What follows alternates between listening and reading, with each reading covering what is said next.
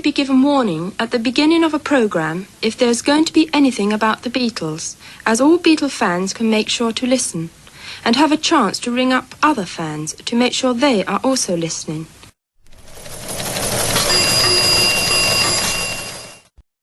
Hi everybody, this is John here. This is Paul, George and Ringo. And we're very happy to be on your program once again.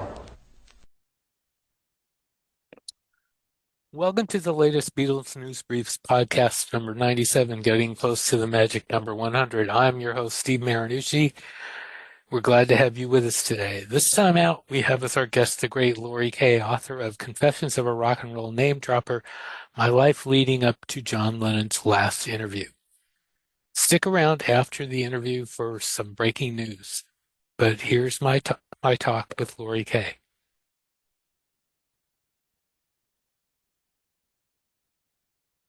I'm excited to be talking to Laurie Kaye, who began her radio career at KFRC AM in San Francisco, right up the road from me, doing radio news, and was well known for interviewing many famous rock names, often for long-form radio specials. Her interviews included John Lennon and Yoko Ono, Paul and Linda McCartney and Wings, George Harrison, and George Martin. She was involved in the creation of the 14-hour special RKO Presents the Beatles, which was later expanded to 17 hours and renamed The Beatles from Liverpool to Legend.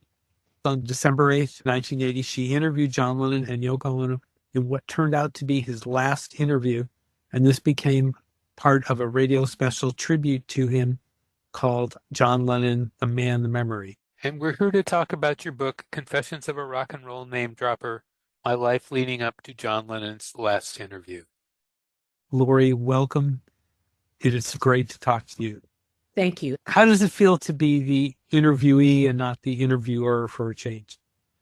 Well, I feel less in charge of what's going on, that's for sure, since I'm not the one coming up with the questions, just the answers. But I love answering questions, so go right ahead.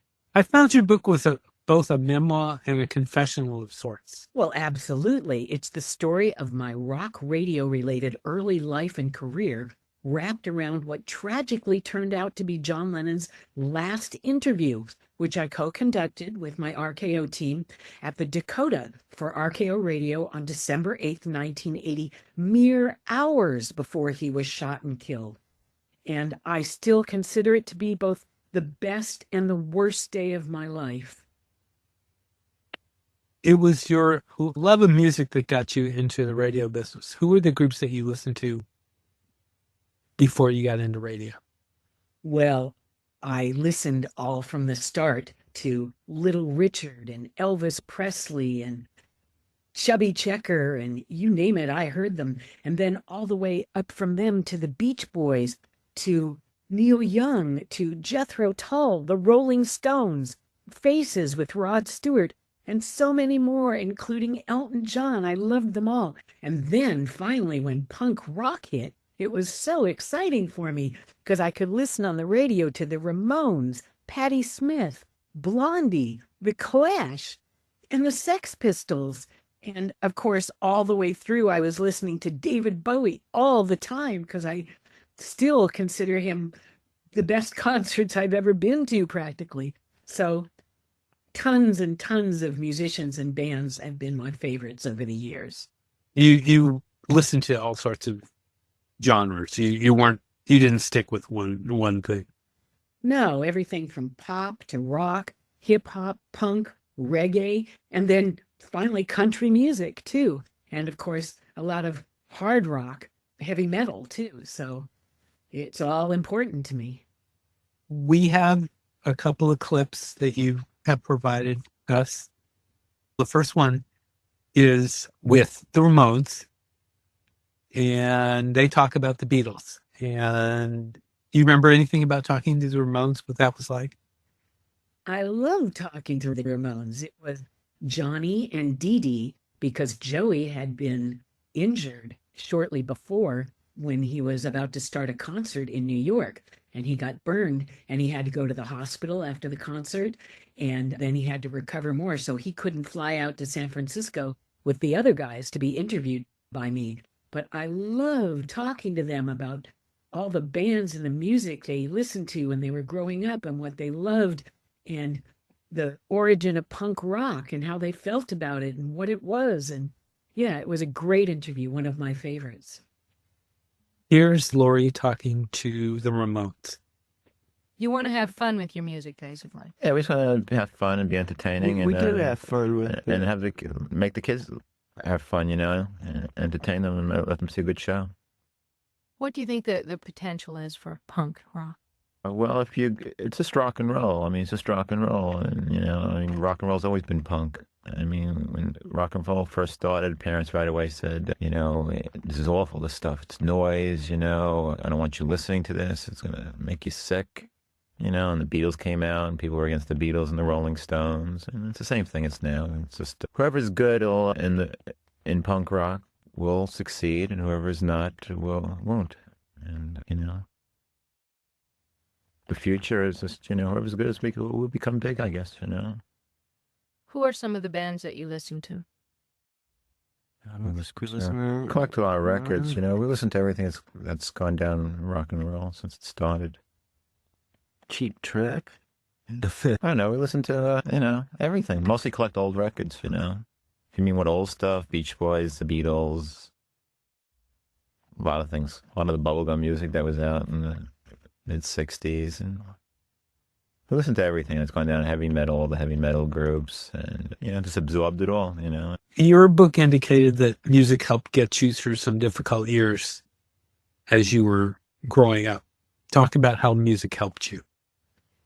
Well, it helped me through my life being raised by a dysfunctional family. And so starting out as a toddler, I was able to get a gift from grandparents of a transistor radio with earplugs. So I'd spend practically all day and night plugged in, listening to the radio. And that really made my life incredible. You said one of the things I noticed in your book is that you said you waited in a long line to see A Hard Day's Night. And I'm sure a lot of people listening here did the same thing. What were you looking forward to in the movie, and what did you think about it after you saw it? Well, all of my friends who were excited girls who loved the Beatles like I did, we were too thrilled to be able to see A Hard Day's Night in a local movie theater as kids on a Saturday early show. And it was a great movie, even though everybody in the audience were practically teenage girls standing up and screaming and clapping the whole time. But it was really great. And then I got to go see it again last year for the 60th anniversary in a movie theater here in LA too. So it was awesome both times. I still love the movie. What was your favorite Beatle? Well, to be honest, they were all favorites of mine when I was growing up. Plus, I really dug John Lennon's intellectual and artist background. He was in art school and putting together the band, the Beatles, so he was probably my favorite without realizing it.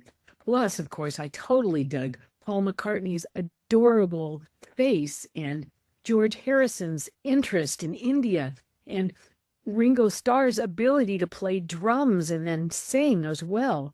So I basically loved them all. You said the Beatles helped you in your studies. How did they do that? Well, they inspired me to do my best all the way around, especially when it came to writing, because I was so inspired by what they were doing. I thought, I'll try to do just as well. But what was it that made you wanted to get into radio? Well, because I loved listening to rock radio.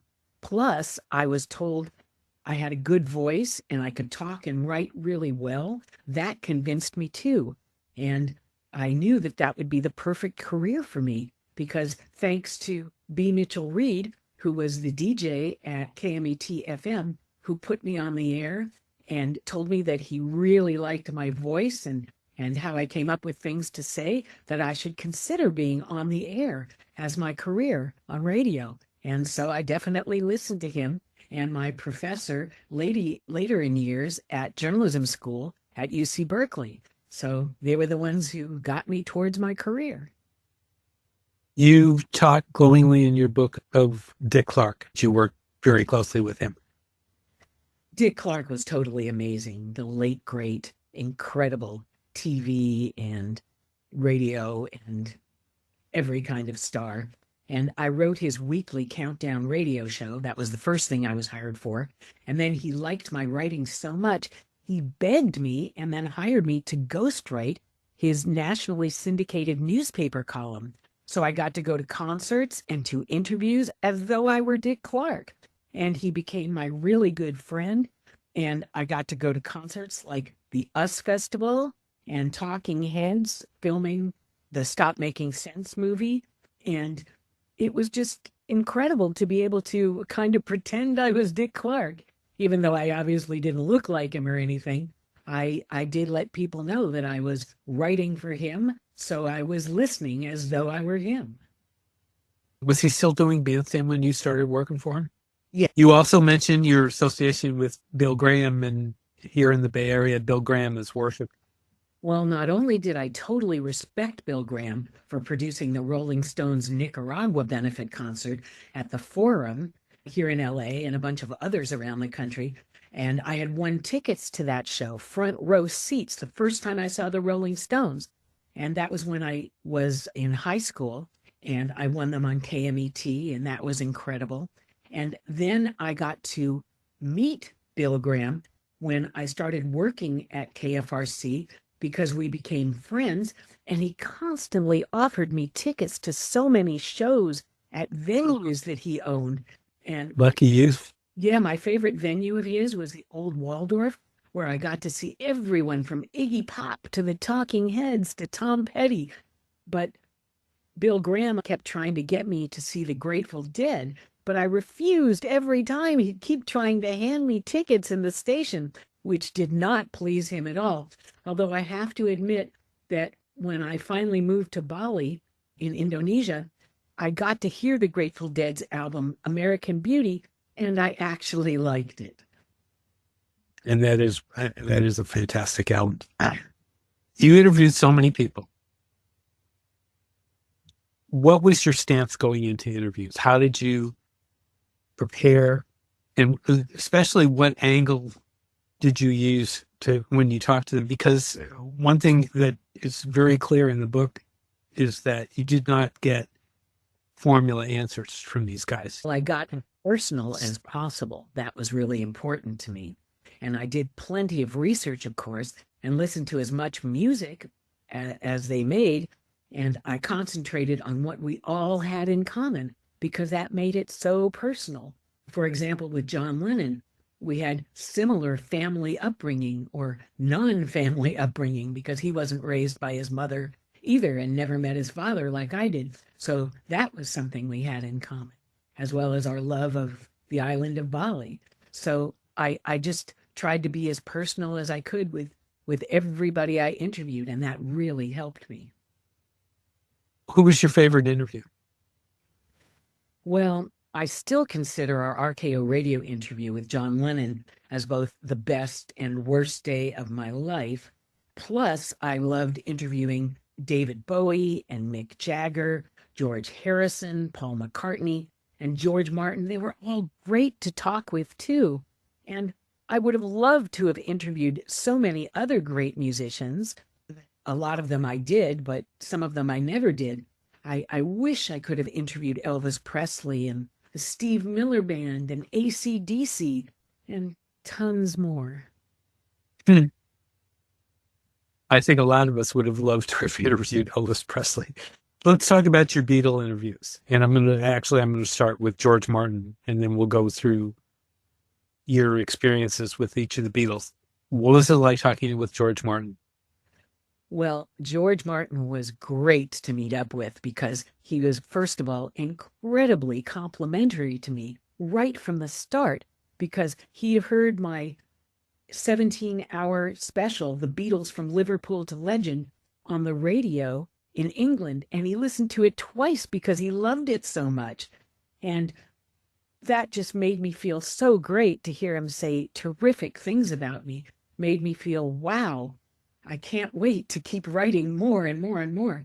And George had just released his own great book, which was a bio called All You Need Is Ears, which really inspired me to think about writing my memoir years later.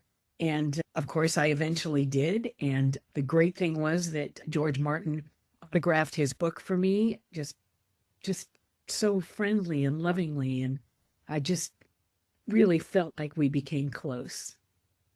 Okay, let's go through the Beatles, and I'll ask you about John last. But let's start with Paul.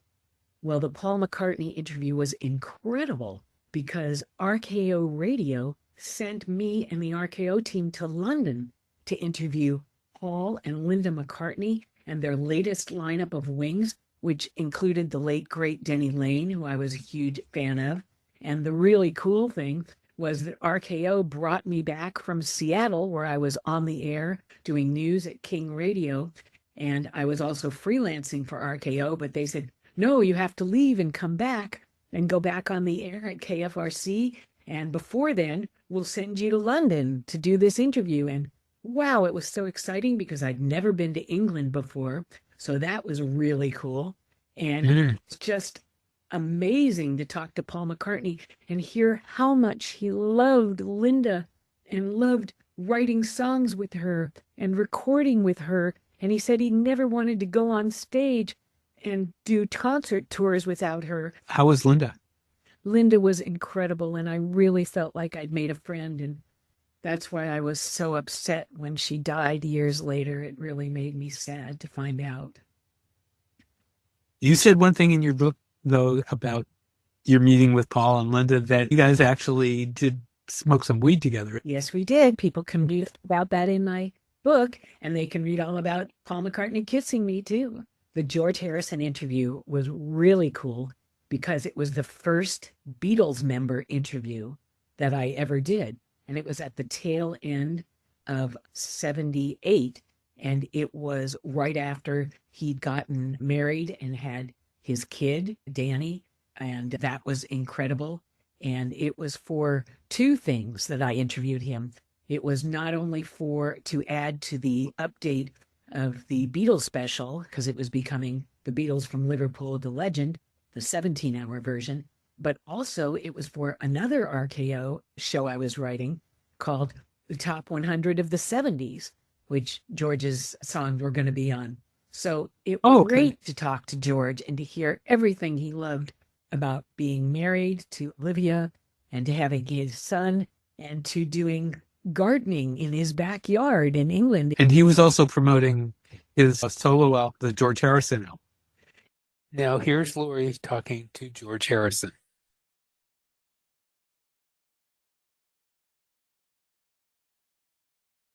I want to, first of all, congratulate you on your new baby and on your marriage. Thanks a lot. And I want to ask you about your new album. Do you have a title for it yet? No, actually, that's one thing I don't have is a title, so I'm just going to put the album out, just call it George Harrison. People can go in and say, have you got the new George Harrison album? That's what they normally say anyway. What kind of feel does the album have? I mean, a lot of your other work has been spiritual and religious. What kind of feeling does the album have?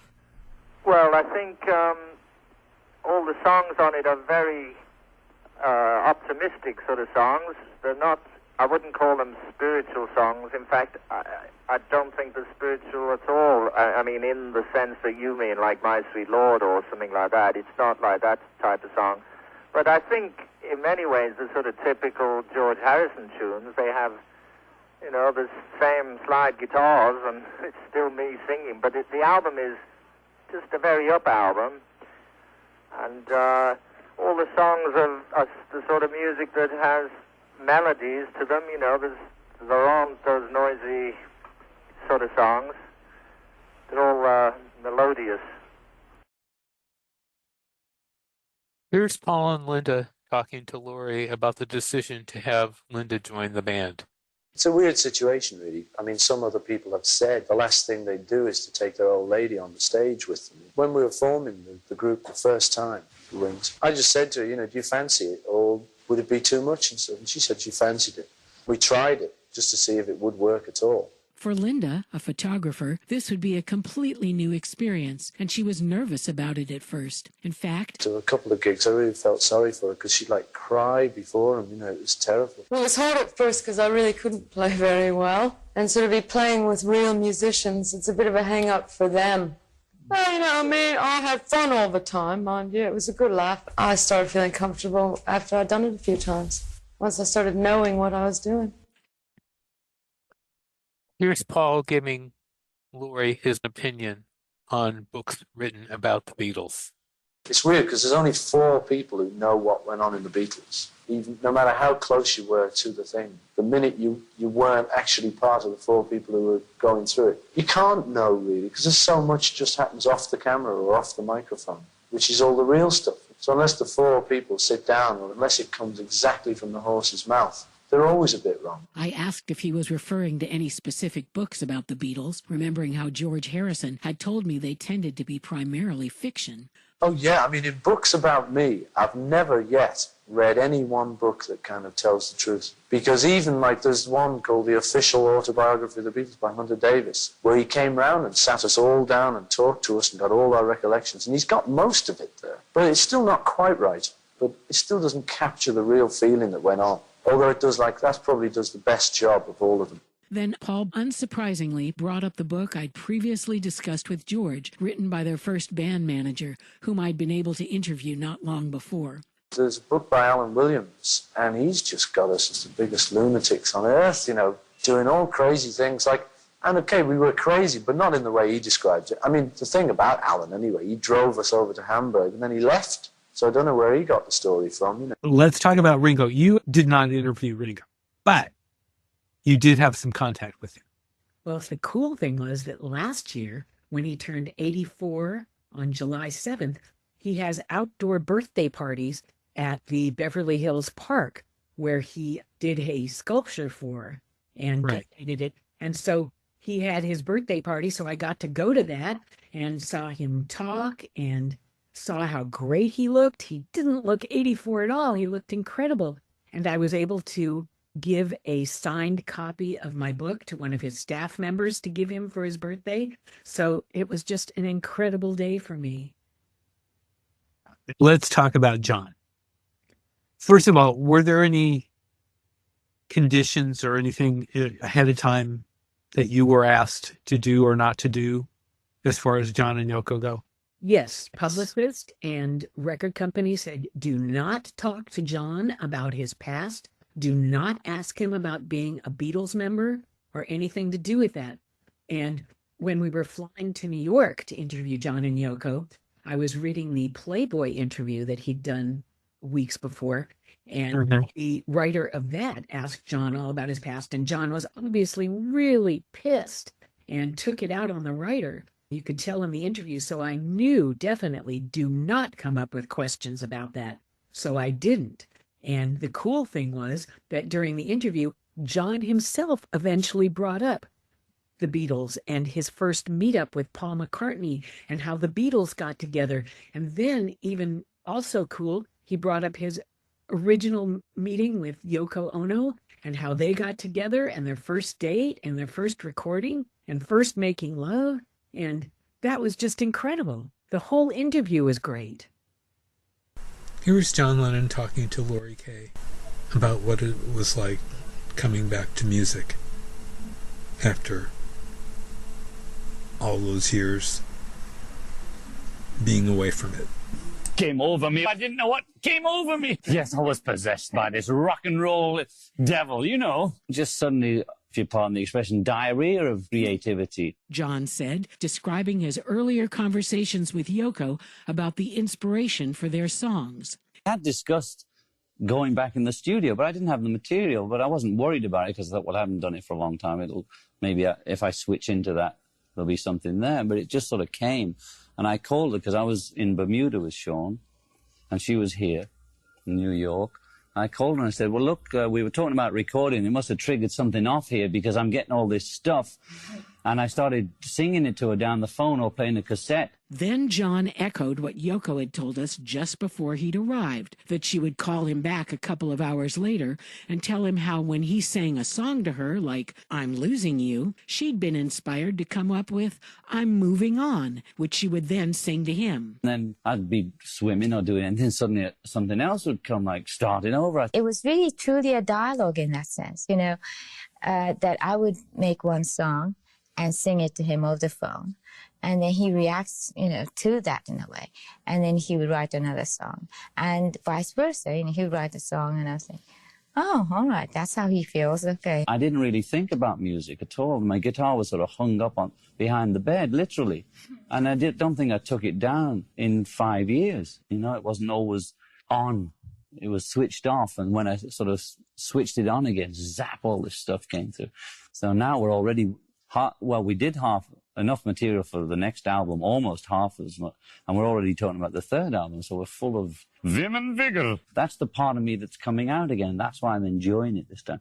I'm not trying to compete with my old self or compete with the young, new wave kids or anything like that are trying to go back and enjoy it as I enjoyed it originally. And it's working. How did you find Yoko? I loved talking to Yoko, and I realized that she liked me a lot right from the start because I was the only woman besides her in the room. And there were three guys, Dave Sholin, who was the co-interviewer, and Ron Hummel, who was our engineer producer, and the executive from Warner Brothers, Bert Keane, who recently passed away, sadly.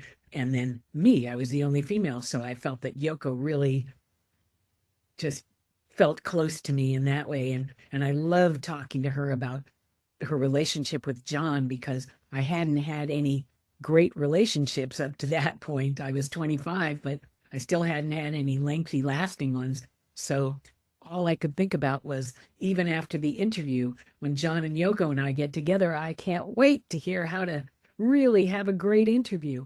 And we actually made plans at the end of the interview to all get together 2 weeks later in San Francisco to go to what would be Yoko Ono's favorite Japanese restaurant. And I was excited, not just because I love sushi and sashimi, but because I couldn't wait to have personal conversations and continue our friendship.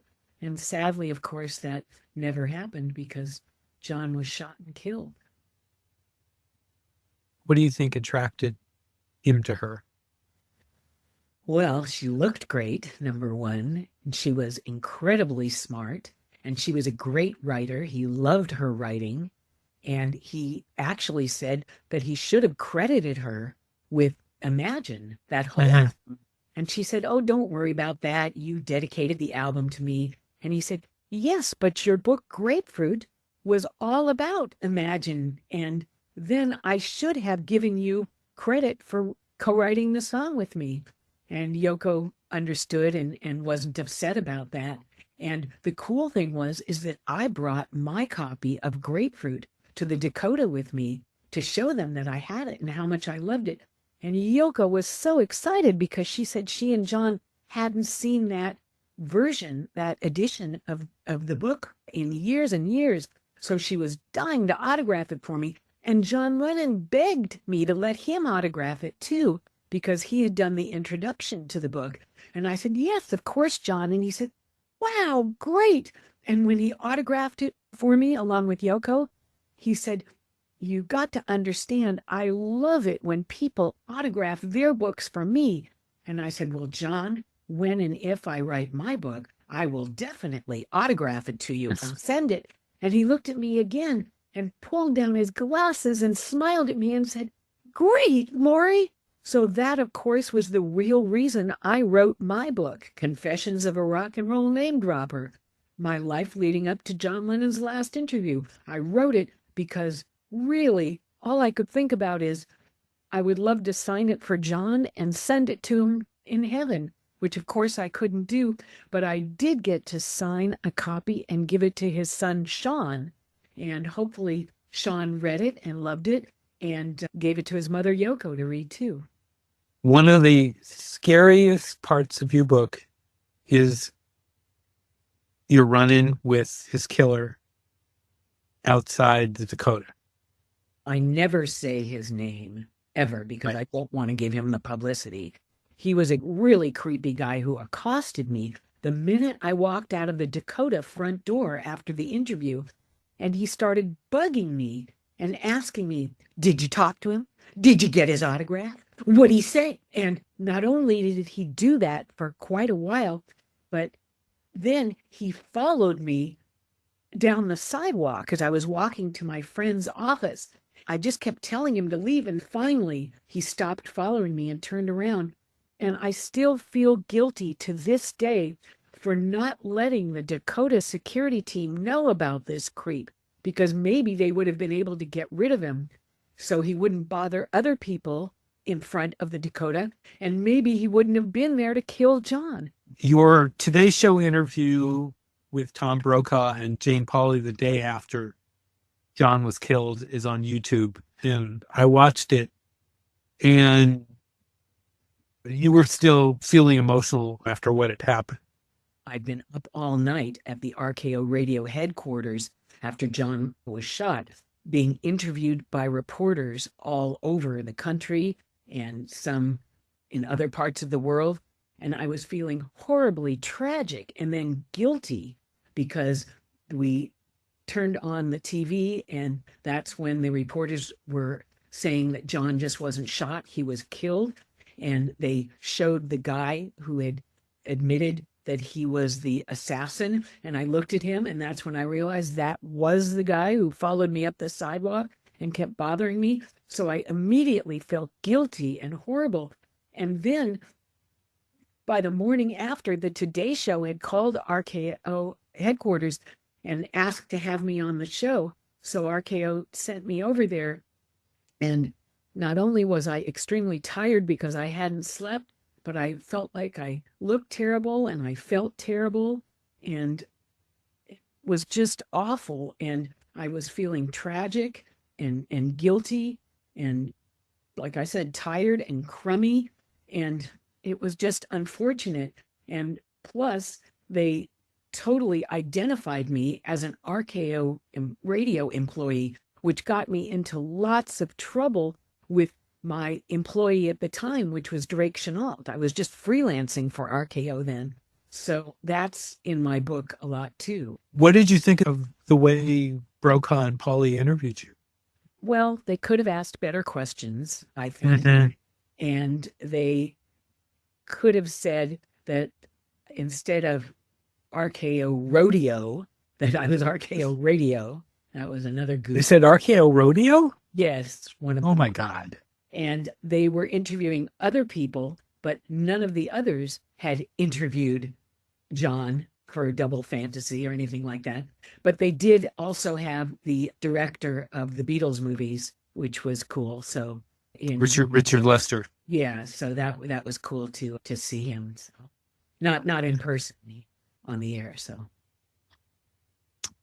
now that the book is out, how are you feeling? Well, I'm happy to say that it's popular, and people tell me that normally when they read books, they just read a few pages at a time, but they start reading my book and they don't want to put it down. It makes me tell them the website so they can go check out all the podcasts that I do and all the reviews and the TV shows I've been on and stuff, and photos from the book. And also, of course, when they get the book, the cool thing is they get a John Lennon and Yoko Ono autograph too, because I put in the autographs that they gave me for my book, Grapefruit. So it's like people now personally have them too. And everybody loves that.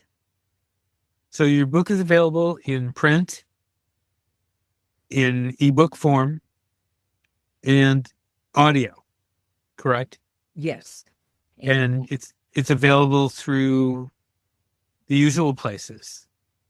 I should say that the audiobook that's available through Amazon or audible.com is self-voiced by me and includes actual quotes from interviews I've done. So that's really cool. And you can get it everywhere from Amazon to so many bookstore online sites and my publisher's website. And it's best to check out the purchase section of the website, which is confessionsofArockandrollnamedropper.com, to find out so many sources of where to get the book. because it's available not just all over the country, but you can get it at bookstores in England and all over. Okay. Last question, or last questions. Beatle album preferences, mono or stereo? Well, that's hard to say. I love them all, to be honest. I mean, stereo, sure, but mono sounds good too. It's, Okay. whatever I have on my albums, I listen to still on my album player. And I've been a fan of every single Beatles album since I first heard each one, plus the bulk of records released by members of the Fab Four after the band broke up. And it's hard to name my total fave, but Please Please Me was no doubt my original favorite album. It was released in early 1963 and featured lots of great songs, everything from Love Me Do to Ask Me Why, I Saw Her Standing There, and so many more. Well, that answers that. You just answered my second question, which was UK or US albums. You like really the UK albums more than the US albums, or do you like them all? I love them all, but the UK albums were first. So that was okay. I heard. Laurie Kaye, this has been wonderful. Thank you very much for taking the time to talk to me. Best of luck with your book. And, I hope at some point we can talk again. My pleasure. I hope so too. But I want you to tell me how much you liked my book. Yes, I really enjoyed your book. It's a great book, and I really recommend it. So thank you. You're welcome. And we'll be back with more. The breaking news as we're taping this on Sunday afternoon is that the Who have fired Zach Starkey for a second time. In a post on Twitter, the group said the Who are heading for retirement, whereas Zach is 20 years younger and has a great future with his new band and other exciting projects. He needs to devote all his energy into making it all a success. We both wish him all the luck in the world.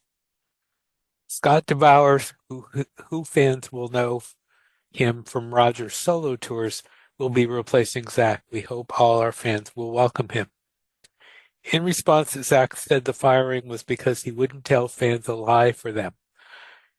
He said, quote, I was fired 2 weeks after reinstatement and asked to make a statement saying I had quit the Who to pursue my other musical endeavors.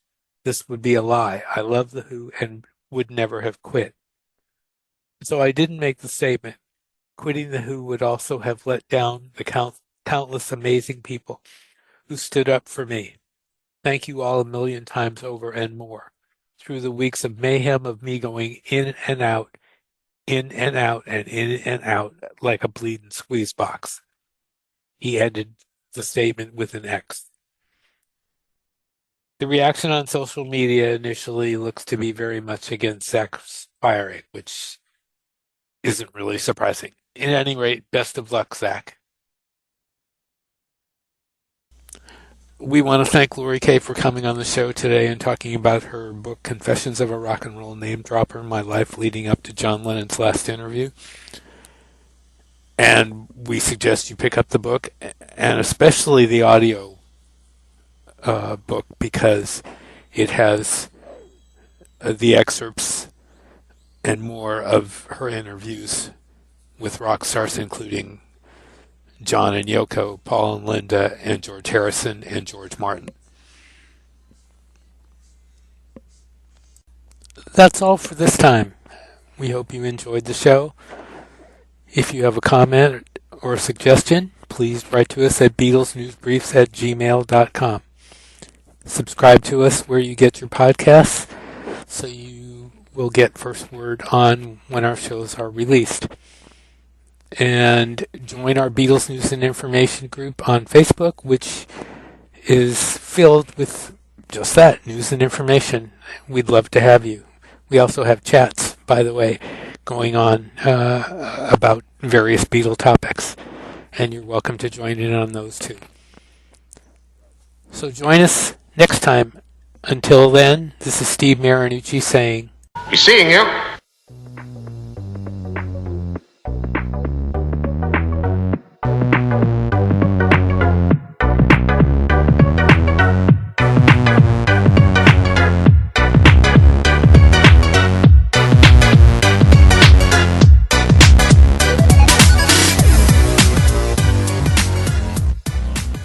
keep that one. Mark it fab. What a show! What a show! Oh, wonderful, wonderful.